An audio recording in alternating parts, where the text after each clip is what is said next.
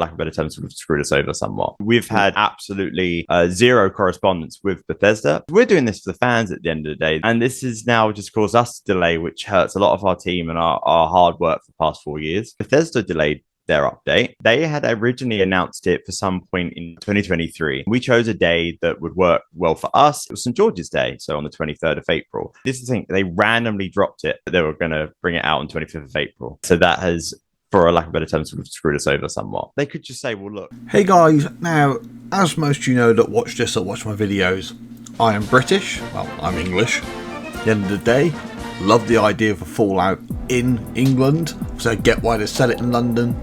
And I thought it was great that these guys were starting off on this project. And I mean, I've been 50-50 watching it if I'd want to play it or not, or how excited to be about it. But why is it every time something comes up? I know it's not going to be popular with people, but this guy or one of the guys with him is fucking moaning about something. I get it. You want to build a mod because you want to build something you think that you wish Bethesda would have built. They're doing it instead. Kudos to them. They're building this massive mod to go alongside the Fallout universe. I get they've put a lot of work into it. I get a lot of people are excited for it. I mean, at the end of the day, modding does build the community in most games that you can get on like PC, etc.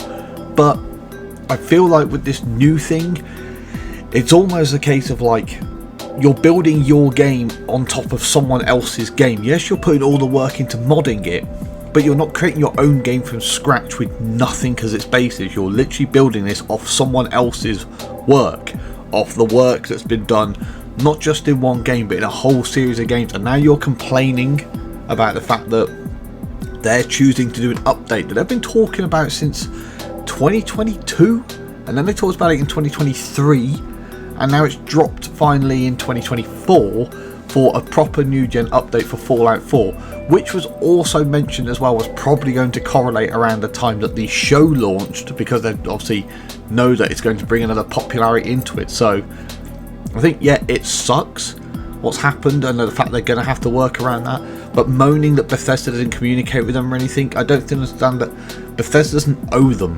anything. I know there's going to be people that be like, oh, well, they're bringing people to the community, to the game, highlighting Fallout, etc. But Fallout was already on the map in a big way. I mean, it's not like they've taken an innocuous game and built this mod around it and then the game's got popular. Fallout was already big. That's why they're making this. Their success is based off Bethesda's success, Black Isle's success, Obsidian's success. It's just, when I hear stuff like this, and I feel like I get the fact they're frustrated, but at the same time it's like you're building off the back of somebody else's thing. Also adding in, which this bit might sound a bit weird, but it's just come to me as I was editing this through, what was their actual plan for then when the update did drop? Because if they were going to launch it now and they thought the update was coming later, then what was their plan to fix the issues that's causing a delay now? So I'm just putting my thoughts out there with it. I know there will be plenty of people that say I'm completely wrong for feeling that way. There might be some people that agree with me, but at the end of the day, it's one of those things. Yeah, it sucks for you, but just stop moaning. I mean, the fact that Bethesda haven't jumped on them and legally shut them down for making the game in the first place, I think says a lot, because when I first heard about Fallout London, that is what I expected.